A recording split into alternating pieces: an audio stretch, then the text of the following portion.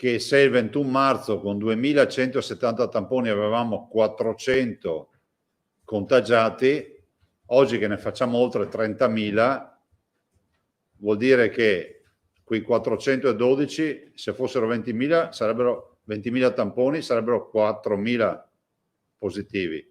Siccome sono altri 10.000 in più, sono sostanzialmente il rapporto, ve la dico breve, il rapporto, se i tamponi che facciamo oggi li avessimo fatti il 21 marzo avremmo 6.000 contagiati e non 3.296. Ve lo dico perché a guardare i numeri puri poi si fanno degli errori, perché se voi guardate le curve dei positivi, vedete marzo e poi vedete oggi, sì, ma qui ci sono esattamente 2.170 tamponi e di qua ci sono 30.000 tamponi, vuol dire che cambia il mondo.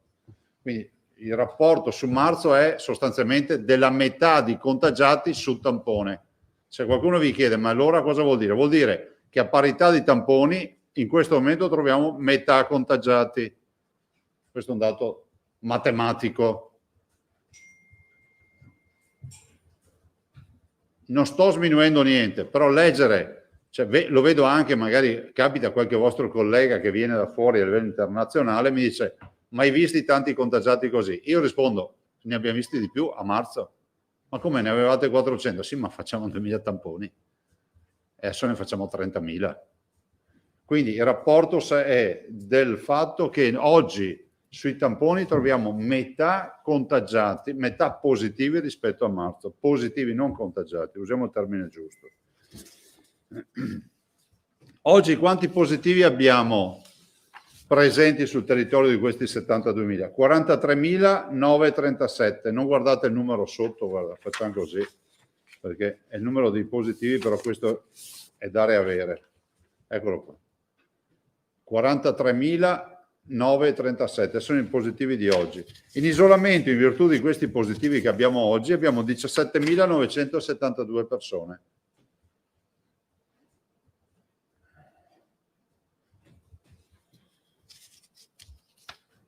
Ricoverati 1.301, più 72. Avete notato che sui ricoveri abbiamo sempre 70, 80, sì, scusatemi, più 27. Sui ricoveri abbiamo sempre 70, 80. Ecco, oggi abbiamo un dato che dà una sorta di arresto del ricovero. Adesso è un dato spurio, come si dice in statistica, è un dato anomalo.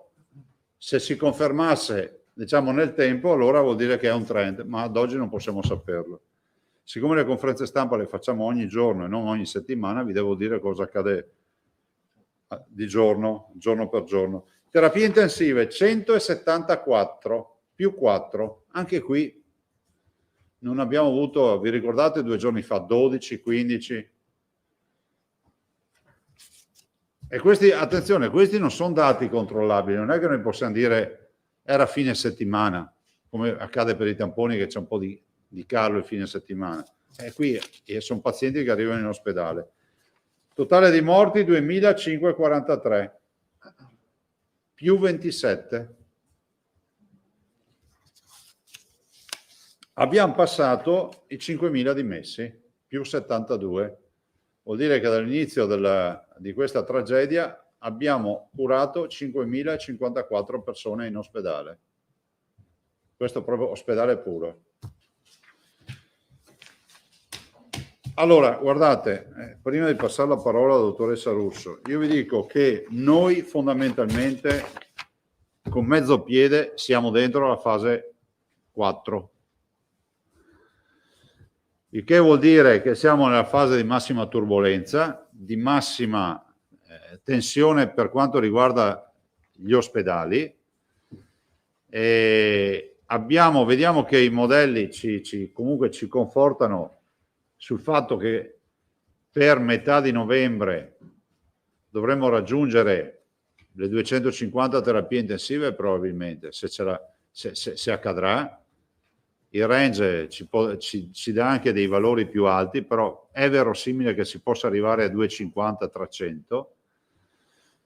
Il range dopo è un range molto più abbondante perché parla di 250-500, però la verità è che noi ci probabilmente con questo trend ci attesteremo su questi dati. Però non vi voglio parlare di statistica, vi voglio dire che in questa fase è la fase più critica nella quale stiamo entrando. Alcune province lo sono già, alcune ULSS lo sono già, cioè nei famosi tachimetri, no? Nel contachilometri come lo chiamiamo noi. Ad esempio questa è la provincia, è la ULSS di... No, questo è regionale. Questo è regionale, vedete, siamo in fase gialla per i ricoveri, che ormai sta andando verso l'arancione, che è la quarta fase. Siamo in fase gialla non abbondante per le terapie intensive, ma è evidente, abbiamo 174 persone in terapia intensiva, non abbiamo un alto tasso di occupazione ancora. Considerate, noi abbiamo un tasso di occupazione del 16% a livello regionale e abbiamo regioni che sono in difficoltà che passano il 40%, vuol dire quasi, comincia ad avere quasi una terapia su 2 occupata. No, non sto parlando della regione. No, non ci sono ULSS, il nostro tasso regionale è il 16%, appunto. No, dicevo, ci sono regioni che hanno dati diversi dei nostri, non ULSS. E quindi poi ci sono, ovviamente, se dovessimo andare a vedere i dati, guardate, vi do Belluno ad esempio, Belluno lo vedete, è già in area 4 con i ricoveri e sempre in area 3 con le terapie intensive. Padova è in area 3 sia con i ricoveri che con le terapie intensive, anche se le terapie intensive spingono un po' di più. Magari questo ve lo diamo oggi. Rovigo è, diciamo, una situazione addirittura nei ricoveri di fase 2/3, invece nelle terapie intensive è già in fase 3. Poi abbiamo Treviso è in fase 4 assolutamente con i ricoveri, 225 persone ricoverate, e in fase 1/2 con le terapie intensive. E così via, insomma, non sto qui. Dopo ve lo diamo, guardate, è semplicissimo da leggere, avete anche il numero dei ricoverati, sia di ricoveri che terapie intensive. Dopo questo ce l'avete. Questo è ufficio studi. Per dirvi cosa? Per dirvi che questa fase di Covid, noi lo vediamo anche in molte curve e modelli che abbiamo analizzato anche stamattina nelle riunioni, e fra l'altro questa mattina alle 9:30 abbiamo avuto la riunione del comitato di direzione, no?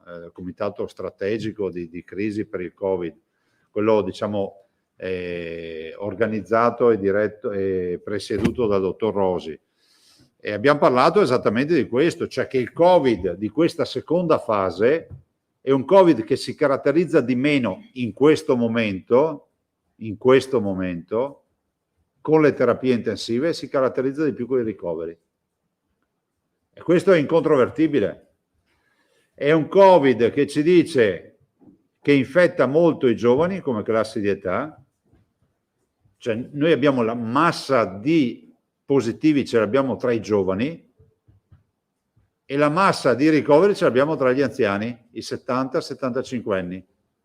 Quindi la massa che si infetta spesso resta asintomatica, che sono i giovani, quei pochi che si infettano, perché veramente in percentuale rappresentano una parte minimale, gli over 70, sono quelli che però in alta percentuale finiscono all'ospedale. Quindi vuol dire che il Covid resta sempre lui, no? Che si sceglie il candidato ideale, che è un anziano, che magari ha comorbidità, ha qualche guaio di salute. Ecco, noi dobbiamo mettere in sicurezza questi cittadini. E siccome non vanno rinchiusi in casa, come dei carcerati, bisogna che ognuno di noi, soprattutto che non si trova in quella categoria degli over 70, abbia il buon senso civico, etico e morale di comportarsi correttamente per proteggere la vita di queste persone. Fase 4 per noi significa dare un ulteriore giro di vite, purtroppo la sanità del Veneto, per trovare i letti.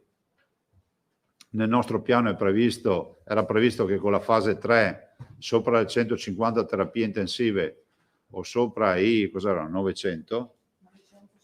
900 ricoverati, si passasse alla fase 3.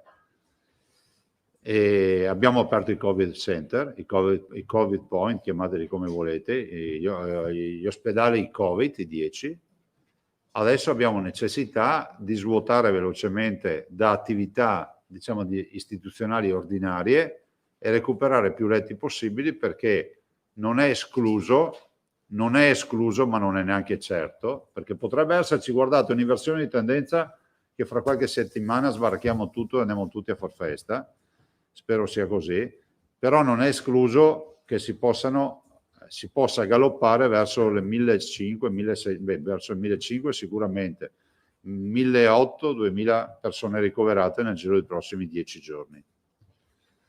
Se non c'è un'inversione di tendenza, eliminando il dato anomalo di oggi dei 27 ricoverati. E in questo contesto vi ricordo anche che nella riunione di oggi che abbiamo fatto, presenti gli assessori, abbiamo parlato approfonditamente di alcune scelte che dovremmo fare. Sicuramente sono scelte che riprendono alcune scelte che abbiamo fatto a marzo con il primo giro rispetto a limitazioni di attività dei privati, in maniera tale che nell'ottica di lavorare in sintonia con tutta la sanità del Veneto, voi sapete che noi in Veneto abbiamo circa un 10-12% di sanità privata, abbiamo 68 ospedali in totale, delle 494 terapie intensive di base venete, solo 44 sono in mano ai privati. I privati non sono come si può dire, una controparte, fanno assolutamente parte del sistema sanitario del Veneto e ringraziamo per la collaborazione che ci hanno sempre dato. Però, come abbiamo fatto a marzo, dovremmo chiedere a loro di garantire alcune prestazioni, perché dei Covid vogliamo occuparcene noi principalmente, ma anche di restringere su altri fronti, perché abbiamo bisogno ovviamente di operatori e di spazi. E del resto ne viene fuori sempre di più la caratteristica di questo Covid, no? Lo diciamo a quelli che poi scrivono, minacciano, fanno di tutto, che il vero tema è l'emergenza ospedaliera, perché se uno guarda fuori, vede il sole e non vede nessun problema, se invece di guardare fuori e vedere il sole guarda dentro in un ospedale e si fa un giro, capisce che il mondo cambia in queste ore, nel senso che noi siamo in grossa difficoltà e siccome non vogliamo ricoverare i pazienti nei lettini lungo i corridoi, cerchiamo per quanto possibile fino all'ultimo di garantire un letto in un reparto che ovviamente avrà ceduto i letti a favore di Covid. Sto parlando delle medicine, sto parlando di molti reparti che dovranno comunque pian piano cedere letti, perché questi sono pazienti che se non sono ricoverati muoiono, nel senso che hanno bisogno di cure intensive, non sempre di terapie intensive, ma nel momento in cui tu vai in ospedale vuol dire che a casa non sei in grado di far fronte alla tua patologia. E quindi il tema della, diciamo, adesso brutto termine dire muoiono, cioè mettono a repentaglio la loro vita, seriamente a repentaglio la loro vita, dopodiché la fortuna ci vuole sempre, però senza ospedale è difficile che uno ne venga fuori, o quantomeno se ne vengono fuori rischiano di restare gravemente segnati per tutta la vita. Pensate all'insufficienza respiratoria, tanto per dirne uno. Se avete domande, se non passo la parola alla dottoressa Russo. Allora, Tosato. Sì, no, scusate, volevo dare un'informazione e li ringrazio veramente di cuore.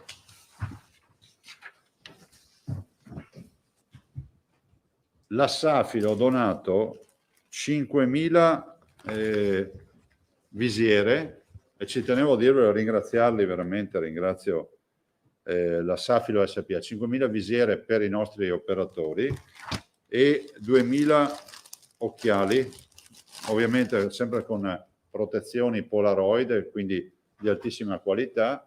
Li ringrazio, sono 5.000 visiere e 2.000 occhiali che manderemo ovviamente ai nostri operatori negli ospedali, soprattutto ovviamente a quelli in prima linea che lavorano o potenzialmente potrebbero avere di fronte un paziente positivo. Quindi grazie a Safilo SPA per questa donazione. Prego. Allora, l'ordine prevede Tosato, Pederiba, Van Bon, Fois e quant'altri. Buongiorno Presidente. Siccome il quarto livello della sanità veneta è quello arancione, Sì.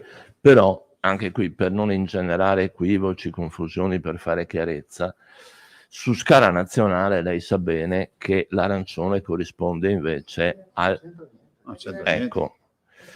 Ecco, allora, l'arancione diciamo veneto, verso il quale ci stiamo avviando, potrebbe preludere anche a un salto di qualità dal giallo in cui versa il Veneto. No, guardate, cominciamo a non Lo dico perché la gente sente arancione da una parte, arancione dall'altro. Premesso che io non ho parlato di colori, quindi questo concetto lo stai introducendo te. Io ho detto siamo nella fase 4, quindi chiamiamo la fase 4 e la chiudiamo lì, non c'entra niente con i colori del governo. Che poi noi anticipatamente, prima che il governo neanche pensasse a queste robe, abbiamo messo i colori e abbiamo fatto anche il cromatico per vedere. Noi stiamo entrando nella fase 4, che non prevede restrizioni se non quelle ospedaliere. Tanto è vero che le nostre 4 fasi sono solo riferite al tema ospedaliero, non prevedono restrizioni sociali, sono solo un tema organizzativo e un ordine mentale che noi ci diamo, no? Come in qualsiasi azienda, arrivati a certi limiti bisogna passare, punto. Non è assolutamente collegata col tema delle zone del governo, perché potremmo essere anche alla fase 5, ma il governo non valuta il fatto che tu hai gli ospedali pieno di pazienti o altro, perché se li curi bene, hai il controllo della situazione, eccetera, può essere anche in fase gialla o verde, cioè non c'entra niente. Non abbiniamo, hai fatto bene a fare questa domanda, non abbiniamo le due cose. Glielo chiedevo per chiarezza, siccome anche nella simbologia poi dei giornali colori. Però ecco, la preghiera che vi faccio, chiamiamo le fasi, 4, quindi per noi la fase 4, ospedaliera. Ecco, a proposito di ospedali, mi è sfuggito un passaggio. Il contributo della sanità privata, per quello che potrà contribuire, insomma, un contributo minoritario, perché non è che incida tantissimo, ma in cosa si concreterà sostanzialmente? Ad esempio sul tema che se ci sono delle professionalità utili per pensate, noi saremo anestesisti, tanto per dire, no? Abbiamo un grosso tema che è quello dei pneumologi, il tema di ricalibrare l'offerta ospedaliera in maniera tale che si possano concatenare le nostre esigenze del paziente Covid con quello dell'erogare ancora dei servizi minimali agli altri pazienti. Ma insomma è una cosa che abbiamo già affrontato già l'altra volta. Ripeto, la sanità per noi privata è una delle colonne portanti. Non abbiamo mai aumentato la quota, abbiamo sempre avuto un ottimo rapporto e sanno che in momenti di difficoltà, tanto per dirvi, la sanità privata ci sta dando 2 Covid center che sono Villa Salus e San Camillo. Lavoriamo con Negrar, no, ma dicevo proprio Covid center Negrar, Pedazzoli, insomma un po' tutti gli ospedali che si mettono a disposizione. In generale sul versante medici, infermieri, assistenti, operatori, com'è la situazione? La situazione è pesante per la mancanza di personale, che vorrei anche qui ricordare, anche se dopo c'è sempre qualcuno che pensa di andare a fare polemichette durante queste tragedie. Cioè non è che ci siamo dimenticati di assumerli, cioè non ce ne sono, questa è la verità. E quelli che ci sono non sono inquadrabili come vorremmo, perché la legge è fatta tutta a sua maniera. Però vorrei dire una cosa. Per questo motivo dobbiamo aggredire, colonizzare di più reparti ordinari, perché quei reparti che si liberano anche ovviamente la dotazione organica che ne consegue. Ed è esattamente il modello che abbiamo utilizzato durante la fase 1. Qui la preghiera che faccio ai cittadini, stamattina è anche venuta fuori questa storia, no? Dell'accesso al pronto soccorso, di evitare di andare al pronto soccorso, di chiamare, ovviamente se uno non ce la fa più è ovvio che ci deve andare, però dico di chiamare il medico di base, anche perché non è che accade tutto un tratto che tu non respiri più o hai difficoltà, cioè è qualcosa che matura nel tempo. Tenete il contatto via telefono con il medico di base, partite da un presupposto che è anche psicologico, che la stragrande maggioranza di questi pazienti con questa patologia può tranquillamente risolvere il problema con cure domiciliari. questo è scientificamente dimostrato. Tant'è vero che abbiamo 43.000 positivi in Veneto e ne abbiamo 1.300 in ospedale, quindi già questo numero dà una dimensione di quale sia la proporzione. Ovviamente non andate al pronto soccorso, chiamate il medico di base e fate in modo appunto di avere i primi contatti con il medico di base, onde evitare di avere il collo di bottiglia. Noi i ricoveri li affrontiamo senza problemi, però è inevitabile il collo di bottiglia al pronto soccorso, perché se arrivano 10, 20, 30 persone da ricoverare, stanno lì in attesa anche ore. Federiva. Grazie, buongiorno Presidente. Buongiorno. Resto sul pronto soccorso che mi pare essere in queste ore l'emergenza nell'emergenza. Leggo che la ULSS 2, marca trevigiana, ha separato nel territorio della ex 7, cioè geograficamente la sinistra Piave per intenderci, i 2 pronto soccorso di Vittorio Veneto, che è Covid Center, Certo. e di Conegliano. Per cui chi ha necessità di accedere al pronto soccorso con sintomi sospetti sa già di dover andare a Vittorio Veneto, in modo che invece gli altri possano essere tutti canalizzati su Conegliano. Questo è uno schema che viene replicato anche altrove, Sì, guardate, ma non mi risulta dappertutto in realtà. No, non è, questo. allora, questo è un percorso, diciamo, consigliato, fortemente raccomandato. La separazione dei percorsi tra il paziente Covid e il paziente si riesce a fare all'interno anche dello stesso pronto soccorso ove possibile. L'ex 7, noi siamo abituati del 7, l'ex 7, la sinistra Piave, è riuscita a fare questo lavoro perché ha 2 ospedali che sono a 10 km di distanza, quindi diciamo facilmente chi ha sintomi febbrili magari si reca direttamente al pronto soccorso di Vittorio Veneto e verrà subito incanalato nel percorso Covid oppure no. Però insomma l'indicazione è quella sempre dei percorsi separati, tanto è vero che abbiamo montato tende, che abbiamo fatto triage separato, cioè si sta facendo un po' di tutto, ove possibile, perché poi... Sì, lo chiedevo non solo per il rischio di commistione tra persone con sintomi diversi, appunto, ma anche poi per le questioni organizzative dei ricoveri. Quindi questa è un'anomalia, diciamo, dovuta alla fortuna della vicinanza geografica. Sì, diciamo che l'indicazione sarebbe quella. Vi ho fatto ieri l'esempio del Giappone, a Tokyo c'è solo un ospedale che riceve questi pazienti, in modo tale di avere, tra virgolette, puliti gli altri punti.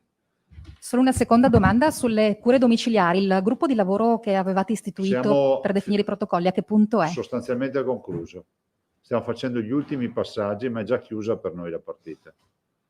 Nel senso che gli ultimi passaggi sono una lettura in doppio con dei professionisti per avere ragguaglio per ulteriori diciamo, osservazioni. Il gruppo ha già elaborato il protocollo e io immagino che la volta di lunedì, martedì ve lo presentiamo. Prego. Zambò. Buongiorno. Volevo chiedere un aggiornamento, se possibile, sulla situazione della RSA, visto l'andamento complessivo da un lato, e l'altra domanda è un po' di servizio, ma ci sono più comuni probabilmente confusi dalle ultime 48 ore, penso al comune di Padova che ha rilasciato una nota sugli ambulanti, cioè sui mercati settimanali che sono previsti il sabato o la domenica, e effettivamente gli ambulanti... Non che siano oggetto di restrizione. Nemmeno a noi, però pare che ci sia un po' di confusione, quindi chiariamo, non ci sono limitazioni. Solo i centri commerciali chiusi sabato e domenica. Okay. Ovvio è che il sindaco ha facoltà, ed è auspicabile che, diciamo, regolamenti ogni forma di assembramento, nel senso che il DPCM dice comunque che le piazze non è che possono essere gremite, perché siccome è tutto chiuso si va tutto in piazza. Quindi un appello anche ai cittadini, magari lo faremo domani in maniera più compiuta, fine settimana, bel tempo, invece di a fare la vasca in centro, magari uno va per i campi, va al mare che c'è più spazio, cioè evitate di andare allo struscio nel solito corso principale della città, perché è inevitabile che lì vi contagiate. Se c'è un grande diffusore asintomatico, fa piazza pulita. Certo. E per quanto riguarda centri commerciali resta aperte solo la parte alimentare, e le farmacie, farmacie e parafarmacie, quindi supermercato. Sì, beh, le edicole sempre, figurate chi è che chiude le edicole. Il Veneto è stato maestro sulla storia delle edicole. E per quanto riguarda l'RSA invece, com'è la L'assessore situazione? può darvi informazione, non so se vuoi dopo fare un punto sull'RSA, o glielo facciamo fare dopo, Va bene, se grazie. non ti spiace. No. Abbiamo Fois e poi Pettenò. Sì, buongiorno Presidente. Ciao. Io innanzitutto mi ricollego anche alla domanda che faceva la collega, perché ci chiedono i nostri telespettatori, per esempio, che hanno parrucchieri, lavaseco nei centri commerciali, se il fine settimana possono stare aperti o chiusi. È tutto chiuso. È tutto chiuso. Poi volevo chiederle questo, visto Cioè, che ci quello stiamo... che è previsto dal DPCM. Sì, certo. Visto che ci stiamo avvicinando al picco della seconda ondata di coronavirus, se il Veneto ha preso in considerazione l'ipotesi, se dovessero peggiorare le cose in ambiti molto circoscritti, territoriali, di fare delle zone rosse, per esempio dalla redazione di Vicenza me lo chiedono perché l'Ovest Vicentino è particolarmente in difficoltà. Ma sai, questa è una domanda ricorrente in queste ore, io non ho ben capito se perché è la voglia di ravanare su questo aspetto del DPCM, oppure, cioè il Veneto farà le scelte di sanità pubblica che servono, le abbiamo fatte in tempi non sospetti, senza DPCM per il Comelico, questo è un esempio, mi sembra un mese e mezzo fa. Continueremo a farle se servirà, ma al momento non abbiamo nessun progetto di fare micro lockdown o micro coprifuoco. E voi sapete che da stasera il coprifuoco, ricordiamolo ai cittadini, è alle ore 22, quindi dalle 22 in poi chi è fuori casa deve avere un motivo valido, che è quello lavorativo, di salute o qualche altro motivo insomma inderogabile, ma di certo esiste anche questa volta l'autocertificazione, che sarebbe un'autodichiarazione della verità più che un'autocertificazione, vabbè, un modulo che se non avete al seguito la forza di polizia che vi ferma al modulo e vi dice di compilarlo, tutto qua. Quindi se andate a far cene sarebbe meglio di no, da casa di qualcuno, ecco, evitate di andarci, però alle 10 bisogna essere a casa. Alle 7 non mi par massa. Un'ultima domanda, Presidente, sempre ai nostri telespettatori, che ci chiedono se ci sono alberghi messi a disposizione per le quarantene, nel caso a chi si devono rivolgere. Sì, le ULS si stanno attivando, voi sapete che avevamo fatto anche l'operazione con Federalberghi, quindi ovvio sì. Dopo cerchiamo anche di, come si può dire, noi Veneti siamo anche un po' come un alveare, non un formicaio, cioè facciamo sempre quell'azione di, poi alla fine il sistema risolve i problemi.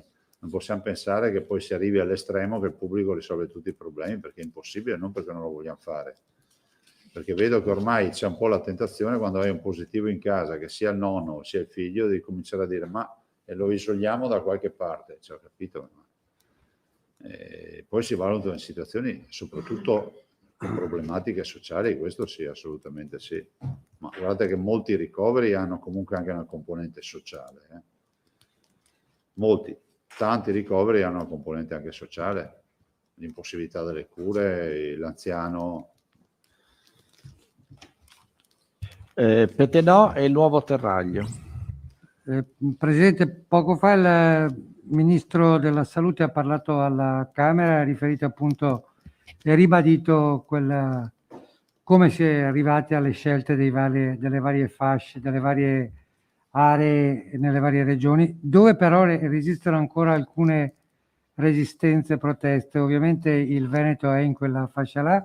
Due domande: lei che valutazioni dà di queste tensioni che permangono in alcuni suoi colleghi presidenti di regione, e sul fatto che poi si possa o meno, lei diceva che il Veneto non ha scelte, non ha intenzione di fare lockdown territoriali, ma questo si può arrivare, il DPCM lo permette, e quando c'è la possibilità di passare ad una fase successiva, se c'è questa possibilità, con che tempi si dovrebbe arrivare, visto che per quanto riguarda l'aspetto solo ospedaliero, già la regione passa un'altra fascia secondo il piano di sanità pubblica regionale. Allora, guarda, in linea di diritto il Presidente della Regione in questa tragedia può in qualsiasi momento fare attività di ordinanza restrittive. Quindi non è che serva un provvedimento nazionale, nel senso che se c'è un piano di sanità pubblica e c'è un'emergenza, il Presidente della Regione, in quanto soggetto attuatore, interviene. In linea invece di diritto è altresì vero che c'è stato un decreto legge 20 giorni fa, un mese fa, che introduce perché è ancora vigente il principio dell'azione restrittiva in capo ai presidenti di regione. Cioè dice, se volete allargare dovete concordarlo con il ministro della salute, per capirci, l'apertura delle spiagge loro non fu negoziata con il ministro della salute, adesso dovremmo negoziarla, ma se volete chiudere di più ve lo potete fare in autonomia. Quindi noi, questa è una prerogativa che abbiamo, che non stiamo esercitando e al momento non abbiamo nessuna intenzione di esercitare. Non c'è, se c'è dibattito vuol dire che c'è problema di dialogo, e se c'è problema di dialogo, la base fondante di questo problema di dialogo, dopo la dottoressa Russo, che fa squisitamente il tecnico e non fa amministrazione, non fa politica, vi dirà le sue idee. Se non c'è dialogo è perché io penso che sia fondamentale ricordare che non esiste la formula magica, no? Il modello Bimbi. L'ho detto anche ieri alla riunione con i presidenti, no? Farò pubblicità al Bimbi, no? Sapete, il Bimbi butta dentro tutto e viene fuori la torta, il risotto fatto. Dopo non so se accade proprio così, però mi dicono. Sei esperto del Bimbi? No, allora dicevo, non esiste questo. Allora inutile che facciamo finta di pensare che esiste una formula magica dove tu introduci i dati e ti viene fuori zona rossa, zona gialla, zona arancione. La verità è che la formula magica esiste, ma semplicemente per avere una base su cui discutere. Per questo motivo io nella riunione ufficiale ho chiesto che ci sia il contraddittorio con la singola regione. Allora, per noi è venuto via telefono, siamo sentiti col professor Brusaferro, sia io che in particolar modo la dottoressa Russo, e lì c'è stato un contraddittorio, ci siamo spiegati su alcune robe. Però immagino che se si istituisse la volontà di avere un tavolo di contraddittorio veloce e dire, boh, guarda, la formula dice arancione, hai qualche altra osservazione? Sì, guarda, secondo me è giallo perché noi facciamo tanti tamponi rapidi e voi non ce li considerate, ci caricate tutti i positivi sui tamponi molecolari. Quindi la curva non è così, ma è così. Questa è una banalità, ma è realtà. Quindi questo è l'aspetto. Terzo aspetto, quando si passerà di fascia. Si passa di fascia solo se abbassiamo la guardia. Noi sul fronte ospedaliero siamo sicuri di tenere i parametri ancora in linea. Per il momento abbiamo questa certezza. Ovvio è che se aumenta esponenzialmente il contagio, quindi l'R con T, vuol dire che non stiamo osservando le regole. Guardate che anche ieri a noi hanno scritto un sacco di cittadini, anche stamattina, che vedono gente senza mascherina.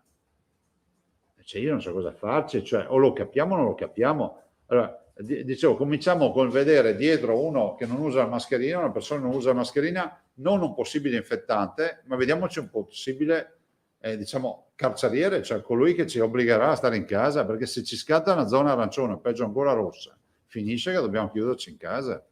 Non so se c'è così tanta fatica a portare una mascherina. Siccome adesso va di moda dire di tutto, minacciare, perché cioè, in questo paese è proibito dire che bisogna portare la mascherina. Cioè, ma scusate, ma stiamo parlando di una fatica immane? È diventato, cioè voi dovreste vedere che mail e cosa arriva ogni giorno. Cioè, uno dice, ma chi me lo fa fare? Perché non c'è neanche più il principio della libertà altrui, no? Uno può dire, vabbè, io non la penso come te, però difendo la tua libertà. No, non funziona più così, che la mia idea deve essere sovrastante su quella di tutti. E di mezzo cosa c'è? La mascherina. Sì, non la terapia obbligatoria, la mascherina. Vabbè. Se non c'è, no, c'è il nuovo terraglio. C'è il nuovo terraglio. Sì, buongiorno Presidente. Buongiorno. Una cosa positiva. Oggi ha iniziato dicendo che forse questi... Sì, è vero. Ecco, diamo anche qualcosa di positivo. E può essere che siccome l'avvio della fase, diciamo, critica è cominciato prima del DPCM, cioè con l'imposizione anche delle mascherine, che invece in realtà da osservazioni anche diverse vengono portate, o comunque le persone tendono ad allontanarsi da chi vedono senza mascherine, cioè c'è anche un doppio binario, certo. No? per cui può darsi che ci siano già i primi risultati, visto che ormai sono una quindicina di giorni da quella data passati. Questa era l'ipotesi. E poi un'altra domanda banale, veloce, che farà sorridere, però la pipì dei cani è una cosa che si può fare anche dopo le 22 oppure no? Ecco, questa era così. Cioè, risponderei come ha risposto uno qualche giorno fa, mi ha detto: ma dove sono finiti tutti i runner? Adesso non vorrei che ci Ma ridiano sono i cani. ricomparsi, comunque, sono ricomparsi. Guarda, con la chiusura delle... Io ho un cane, si può tranquillamente abituare a fare la pipì prima delle 22. Nel senso che no, cioè, è gestibile, insomma, cioè, dopo per carità sono abitudini, ma c'è un minimo di sacrificio. Dopo è anche vero che vai nel giardinetto sotto casa, non è che vai a farti la passeggiata per tutto il centro. Però guardate, cioè, questa storia qua non deve essere una sfida, perché non è fatta la legge trovato l'inganno, qui ne va di mezzo la salute di tutti noi cittadini. Abbiamo passato i 2500 morti, che ne dica qualcuno che l'età media è alta, che avevano altre... Ho capito, ma abbiamo 2500 morti che non avremmo avuto, o quantomeno sarebbero morti con più gradualità, con più divisione nel tempo e per altri motivi. Il Covid comunque li ha azzoppati, cioè li ha atterrati in maniera sicuramente anticipata. Cerchiamo di fare questo sacrificio. Il dato positivo c'è, però guardate, avendo noi una conferenza stampa tutti i giorni, è ovvio che oggi abbiamo meno ricoveri, è la giornata dei meno ricoveri e delle meno terapie intensive, però può essere un dato anomalo. Dopodiché, se parli in positivo, diventi negazionista. Se parli in negativo, sei uomo delle multinazionali di Big Pharma, io non so più in che lingua parlare, allora dico l'obiettività e basta. Passerei la parola alla dottoressa Russo e Grazie. poi all'assessore Lanzarini. Prego. La mettiamo al centro, grazie. Adesso? No, perché sennò non si sente bene. Adesso. Grazie Presidente, buongiorno a tutti. Allora il Presidente mi ha dato l'opportunità di spiegare un attimo, diciamo, il sistema della raccolta dati e del debito informativo che noi abbiamo nei confronti del Ministero della Salute e dell'Istituto Superiore di Sanità. Allora, intanto abbiamo giornalmente un debito informativo, quando dico abbiamo intendo tutte le regioni, nei confronti della Protezione Civile. Quindi ogni giorno noi mandiamo i dati che poi costituiscono i bollettini che ogni giorno vediamo al telegiornale. Quindi quanti casi, quanti ci sono stati, quanti tamponi sono stati fatti, quanti morti. A parte questo, però, con un decreto ministeriale del 30 aprile è stato messo a punto un sistema di monitoraggio specifico per cui le regioni, insieme al Ministero e all'Istituto, valutano, oltre ai numeri in frequenza assoluta, che sono quelli che abbiamo detto prima, quanti morti, quanti casi, eccetera, valutano anche quello che sono un insieme di procedure con degli indicatori di processo, cioè come facciamo determinate cose, cioè quanto tempo ci mettiamo a individuare un soggetto, cioè se abbiamo la capacità di vedere qual è stata la data di inizio sintomi, quanto tempo ci mettiamo a prenderlo in carico, se poi lo seguiamo, diciamo, nel suo percorso. E poi un altro elemento estremamente importante che ha ben rappresentato il Presidente prima, qual è la tenuta del sistema sanitario, non soltanto in termini di ospedale, di area critica e di area non critica, ma anche sul territorio. Quindi se il contact tracing, che poi è quello che ci permette di seguire il soggetto, di scoprire i suoi contatti, di isolarli e di fare in modo che, diciamo, la diffusione del virus in qualche modo venga ostacolata e contenuta, se questo regge o meno. Tutti questi elementi, con questo decreto del 30 aprile, sono stati messi a sistema in un bollettino, in un diciamo, rapporto di monitoraggio che viene pubblicato ogni fine settimana e che categorizza, diciamo, le regioni e ne determina anche il rischio e calcola anche il famoso R con T, che è l'indice appunto di diffusione della malattia nella popolazione. Allora, questo sistema di monitoraggio l'abbiamo discusso, cioè le regioni, il Ministero e l'Istituto, da un punto di vista squisitamente tecnico, ed è un sistema che non serve a valutare le regioni, è nato per avere due obiettivi principali, che sono: uno, per dare la possibilità agli organismi centrali di vedere se le regioni sono organizzate, non di valutarle, ma di vedere come sono organizzate ed eventualmente di sostenerle, e poi di dare alla regione stessa la capacità di evidenziare se il sistema, diciamo, di monitoraggio dell'epidemia che ha messo in piedi è abbastanza come si può dire, è abbastanza performante, oppure se deve migliorare via via delle cose. Per questo tipo di monitoraggio settimanale noi abbiamo un colloquio continuo con l'Istituto Superiore di Sanità e col Ministero. I nostri statistici ogni martedì si vedono, controllano e valutano insieme i dati che le regioni, che noi mandiamo all'Istituto Superiore di Sanità, e discutono su alcuni parametri che sono in linea, che non sono in linea, perché alcune cose insomma sono differenti rispetto alla rilevazione precedente, che cosa è successo, se ci sono delle modifiche sostanziali di cambiamento dell'evoluzione dell'epidemia, oppure se ci sono stati dei problemi nel caricamento dei dati, oppure dei problemi perché non abbiamo magari il personale sufficiente che ha caricato, che ha fatto determinate azioni. E questo è un monitoraggio che viene fatto ogni settimana e che viene pubblicato dal Ministero della Salute e identifica le regioni principalmente con l'R con T, che è diventato, diciamo, un indicatore che permette di capire a livello regionale e a livello nazionale come circola e qual è la capacità di contagiosità di questo virus. Ma non è l'unico elemento, è un elemento che è stato preso, un indicatore che è stato preso ad esempio.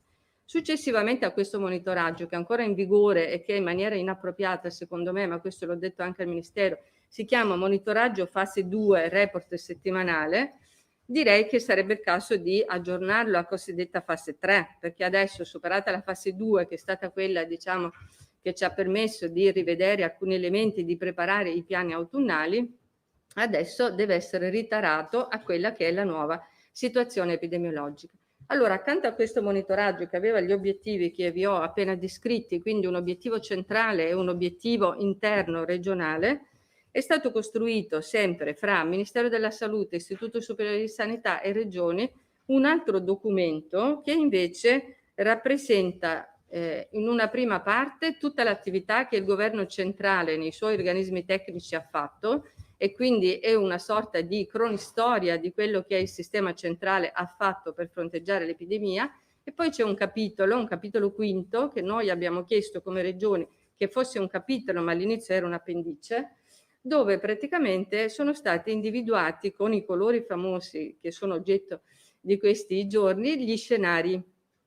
Sono degli scenari epidemiologici che, sulla base di alcuni elementi tecnici che adesso vi descrivo, determinano e danno la possibilità al Ministero, ma principalmente alle regioni, perché è nato come supporto alle regioni per la preparazione dei propri piani autunnali, di inquadrarsi e di individuare delle misure che possono essere utili al contenimento dell'epidemia nella popolazione.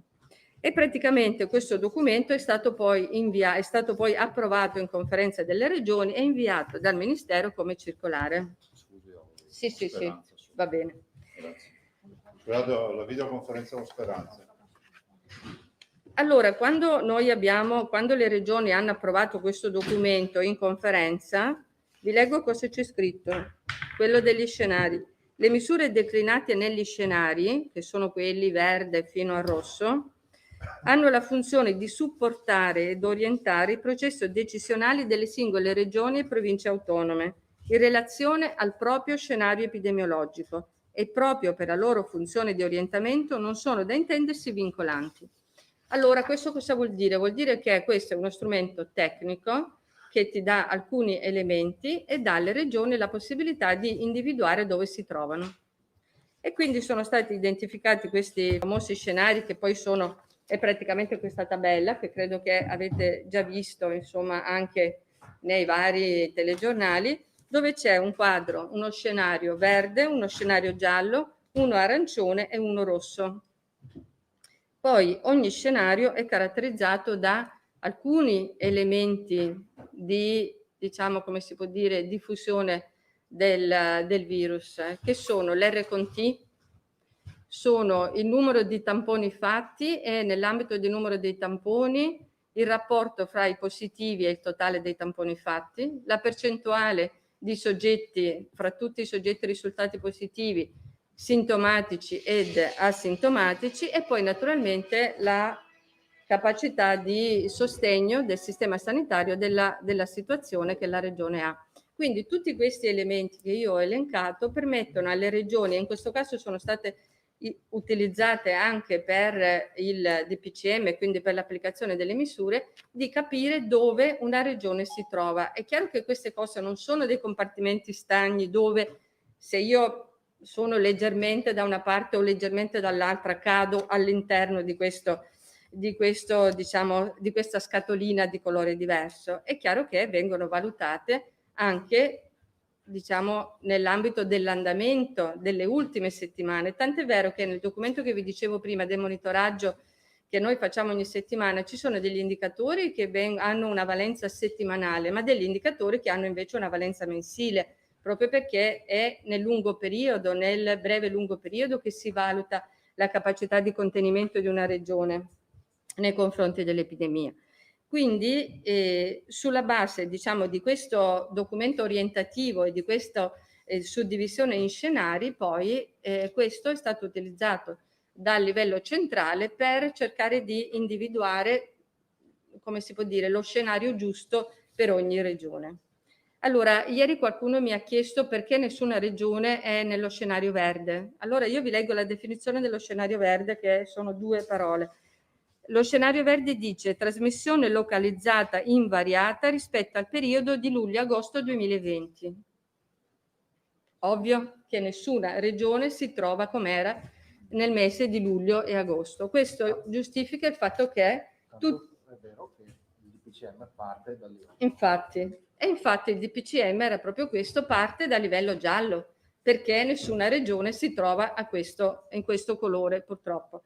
E quindi poi nell'ambito dei vari colori distingue le regioni. Per quanto riguarda la nostra, vi leggo la definizione del livello giallo. Trasmissibilità sostenuta e diffusa, ma gestibile dal sistema sanitario nel breve e medio periodo. Allora, quello che ha rappresentato il Presidente nella prima parte di questo incontro rappresenta che abbiamo una trasmissione sostenuta, ma gestibile dal sistema sanitario. Gestibile non soltanto dal sistema ospedaliero, che è quello che abbiamo rappresentato con le varie fasi che sono state descritte prima, ma gestibile anche a livello territoriale. È vero che è difficile fare, l'abbiamo detto anche nelle settimane scorse, un contact tracing preciso come quello che avevamo fatto nel periodo di lockdown, dove chiaramente gli spostamenti non c'erano, insomma i contatti erano limitati. Tant'è vero che in questi scenari è previsto anche una semplificazione del contact tracing, perché era prevedibile, si sapeva che non si sarebbe riuscito a fare con la stessa meticolosità con cui era stato fatto nei periodi precedenti, ma proprio perché era prevedibile è all'interno delle misure che sono previste, dell'organizzazione che è prevista in questi scenari. Quindi per quanto riguarda i dipartimenti c'è un parametro che dice che almeno 1 su 10.000 abitanti deve essere l'operatore che si occupa di contact tracing. Noi al momento siamo a 2,5 su 10.000 abitanti, quindi nonostante le difficoltà rispondiamo pienamente a questo tipo di indicatore. Quindi noi abbiamo, per quanto riguarda la tenuta del sistema sanitario ad oggi, allo scenario fino al 1° novembre, che è quello che è alla base del DPCM, una diffusione diciamo, del virus, quindi un'epidemia sostenuta ma controllata e controllabile da parte del sistema sanitario. E quindi tutte le cose che noi abbiamo messo in piedi e stiamo mettendo in piedi da soli e con, diciamo, le misure del nuovo DPCM per quello che è previsto per tutte le aree, quindi anche per l'area gialla che ci identifica, ci ritroviamo all'interno di questo scenario.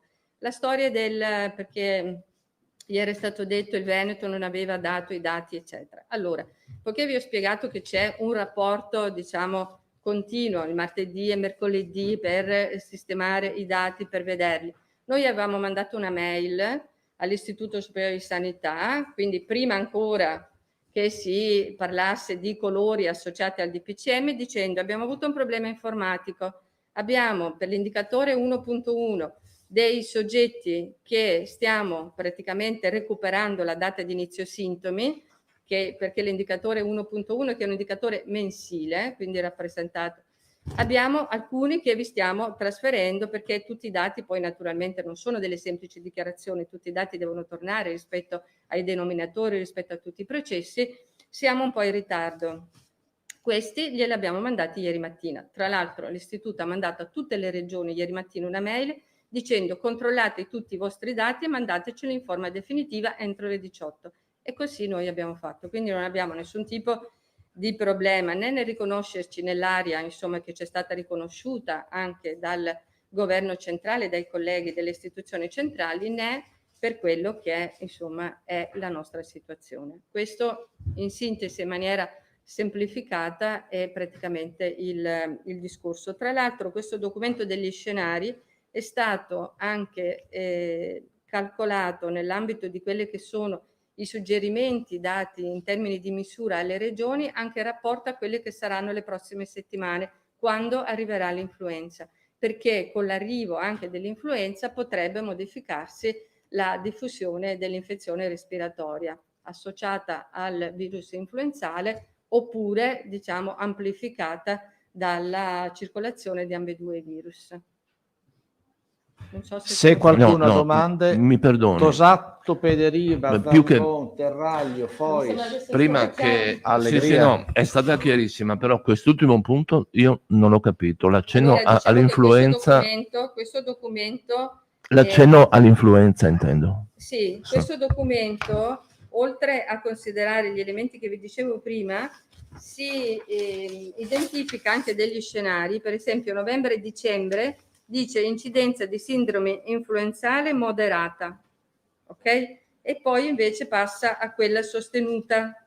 Perché? Perché vengono ad essere considerate anche, diciamo, la sorveglianza dell'influenza, cioè altri parametri per cui noi siamo già partiti. È partita la settimana scorsa, come ogni anno, la sorveglianza con i medici sentinella riguardo alla circolazione del virus influenzale. Quest'anno questa sorveglianza non è solo dell'influenza, ma è una sorveglianza Covid-influenza. Quindi cosa succede? Che il medico che viene contattato per una sindrome, diciamo, che ha gli stessi sintomi poi, no? Che si tratti di influenza o di Covid, praticamente va lui stesso oppure manda l'USCA per fare il tampone. Su quel tampone viene fatta la ricerca del virus influenzale e del virus responsabile del Covid-19. Quindi è una sorveglianza combinata. Questo cosa vuol dire? Vuol dire che sulla base di quello che ci dirà anche questa sorveglianza ci saranno poi delle misure che devono essere considerate. Quindi l'ipotesi degli scenari è un'ipotesi che si adatta, che si adatterà a quello che sarà lo scenario anche clinico di evoluzione della sintomatologia respiratoria. Ecco, se posso concludere, anzi se posso formulare la domanda, questo era un chiarimento, e faccio la domanda che le farebbero tutti, se fossero qui, insomma, tutti quelli che ci ascoltano. Alla luce della situazione attuale, quali sono, a suo avviso, le probabilità del Veneto di mantenersi in fascia gialla, evitando nel breve medio periodo il passaggio in fase arancione? Mi rendo conto che la domanda è un po' drastica, però è quella che si fanno un po' tutti. Posso fare un inciso? Pregherei i colleghi, la collega è una funzionaria, quindi è una dirigente, non facciamo domande politiche, no, non è questo il caso, ma non facciamo domande politiche, se no la metteremo un po' in imbarazzo. Ecco, casomai chiediamo all'assessore, grazie. No, allora, per quanto riguarda questo, l'ipotesi che si possa passare da questo scenario a uno scenario peggiore è legata a due cose principali. Intanto, come diceva una vostra collega prima, ci sono state delle misure, diciamo, di comunità che sono state avviate con i DPCM precedenti.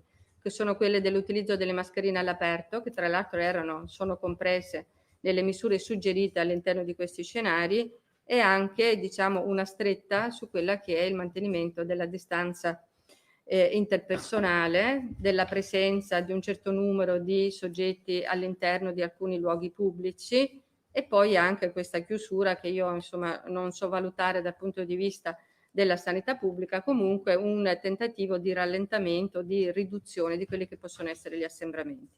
Poiché queste misure sono state avviate da circa 10 giorni, io credo che da qui ad altri 10 giorni, a cui si sommano le misure che abbiamo introdotto adesso, forse un cambiamento, ma dico forse, lo sottolineo, potrebbe anche esserci, perché la sanità pubblica ci insegna che per vedere, diciamo, delle modifiche nell'andamento di certi fenomeni bisogna aspettare all'incirca 3 settimane. Cioè non è da una settimana all'altra che noi vediamo le curve che cambiano rapidamente, repentinamente. Dobbiamo aspettare circa 3 settimane per avere poi poter fare una valutazione rispetto alle misure che sono state intraprese. Quindi io credo che dobbiamo aspettare ancora un po' per capire se queste ci hanno permesso di rallentare gli elementi che ci porterebbero nello scenario arancione, perché non ho detto una cosa che è importante. Questo documento si basa su un progetto, su un concetto che è di escalation e di de-escalation. Infatti ogni scenario ha accanto gli altri 2 scenari, quindi se cambiano alcuni elementi io mi ritrovo in quello peggiore dopo, se invece cambiano nel senso che si modificano in meglio mi ritrovo nell'altro. Quindi deve passare il documento, questo compito voleva avere, cioè aveva anche questo obiettivo, quello di mettere l'operatore, il decisore, diciamo, di fronte a quella apertura mentale, anche a quella apertura decisionale per cui può allentare o restringere alcuni elementi a secondo di dove vede che virano certi tipi di indicatori, in un meccanismo di de-escalation o di escalation. Questo è per questo che si parla anche, l'avrete sentito, di automatismi. Non è un automatismo meccanico, è un automatismo decisionale basato su elementi tecnici. Federiva. Grazie, buongiorno dottoressa. Allora, una ventina di giorni è l'attesa, per così dire, epidemiologica. Per quanto riguarda invece la tempistica normativa, ci aiuta a fare un po' di chiarezza. Si è parlato per la salita e la discesa, escalation, de-escalation, lungo la scala cromatica, sì, di 7 o 14 giorni, a seconda se ci si trovi, se non ho capito male, nella fascia intermedia giallo-arancione o in quella rossa. Che tempi ci sono? No, allora diciamo che il monitoraggio degli indicatori che poi hanno fatto sì che il governo inquadrasse le regioni in determinate situazioni rispetto ad altre sono prevalentemente, diciamo, dell'andamento di 2-3 settimane. Per esempio l'R-Conti è di 3 settimane. L'incidenza si considera nelle ultime 2 settimane. Allora, quindi non è che ci sia anche lì un tempo specifico per ogni indicatore, si valutano nell'insieme e si valutano il loro andamento e sono diversi. E secondo me alcuni indicatori, come ho detto all'inizio, devono essere rivisti sulla base della fase in cui ci troviamo. Io dico per esempio quello che viene detto ogni sera, anche il numero di casi in rapporto ai tamponi fatti, secondo me non è un indicatore corretto, ma non perché voglio diminuire quella che è, diciamo, l'importanza della situazione in cui ci troviamo, ma perché è un denominatore che non tiene conto dei test rapidi, che ormai si fanno in grandissima quantità in tutte le regioni e che potrebbero modificare a livello nazionale, quindi non solo a livello regionale, questo tipo di indicatore. Quindi io ho fatto una lettera, l'ho mandata al Ministero e all'Istituto chiedendo di rivederla e quindi ho chiesto anche che questi indicatori vengano rivisti in modo che siano più fruibili al decisore per capire, decisore centrale o regionale, per capire cosa fare. Ci torno perché forse mi sono espressa male, nel senso, quando è che dobbiamo aspettarci comunque una verifica dell'attuale permanenza? Noi la verifica la facciamo ogni settimana. Quindi ogni settimana? Assolutamente sì, perché abbiamo questo debito informativo per cui dobbiamo rispondere all'Istituto e al Ministero con il monitoraggio che vi ho detto prima e con le regole che finora sono vigenti. Poi invece a livello della parte politica e decisionale, quello è una valutazione che fa il Ministero col CTS. Zambo. E, per chiudere sempre su questo tema, perché mi segnalano che c'è un lancio online di Repubblica che parla di ipotesi in fascia arancione per il Veneto già da domenica. Da domenica potrebbe essere quella famosa settimana di cui si parlava per alcuni indicatori, oppure Non ci risulta. non vi risulta? Grazie. Nuovo Terra. Sì, buongiorno. Io volevo chiedere riguardo all'influenza stagionale. Lei diceva potrebbe esserci questo aumento anche dei posti letto, ma non è che le attenzioni che noi rivolgiamo al non contagiarci attraverso appunto tutta una serie di cose che non sono il tampone, ma sono il distanziamento, le mascherine, possano portarci, oltre alle vaccinazioni, possano portarci se non dico a eliminare, ma a tenere sotto controllo grandemente anche l'influenza stagionale? Assolutamente sì. Ecco. Perché si è visto in altri paesi dove il virus influenzale ha circolato prima e si è visto che l'incidenza dell'influenza è stata, diciamo, molto molto bassa rispetto agli altri anni. Perché le misure che noi mettiamo in essere per ridurre la trasmissione, diciamo, di patogeni attraverso le vie respiratorie, quindi le misure di igiene respiratoria, valgono naturalmente anche per l'influenza. Quindi questo, il numero di vaccinazioni in più e anche queste misure ridurranno sicuramente anche la circolazione dell'influenza, e quindi speriamo, insomma, che questo che sia così per ridurre sia i ricoveri che la morbosità della malattia. Ecco, e un'altra cosa invece riguardo i tamponi. So che appunto i medici di base non avevano ancora ricevuto questi kit per fare i tamponi rapidi, eccetera. Ah, da ieri, perfetto. Ecco, e pertanto, e se ci sono novità, ma non so se la posso chiedere, se ci sono novità rispetto ai famosi tamponi di cui avevamo parlato, che erano uno quello baby chiamato così, oppure quello salivale. Ecco, se c'era qualche novità. Se vuole rispondere lei. Sì. Allora, no, stia pure. Sul tampone baby lo stiamo facendo, cioè sono quelli, per capirci, con le macchinette, quelli che abbiamo fatto. Quindi un lotto della seconda della gara prevedeva, quindi, oltre al tampone rapido, quello invece naso, che è quello un po' più invasivo, anche un lotto per i tamponi baby, quindi con le macchinette li stiamo acquistando, e quindi un lotto di questa gara, quindi stiamo fornendo tutte le USL, soprattutto per le scuole, eccetera, quindi stanno andando avanti.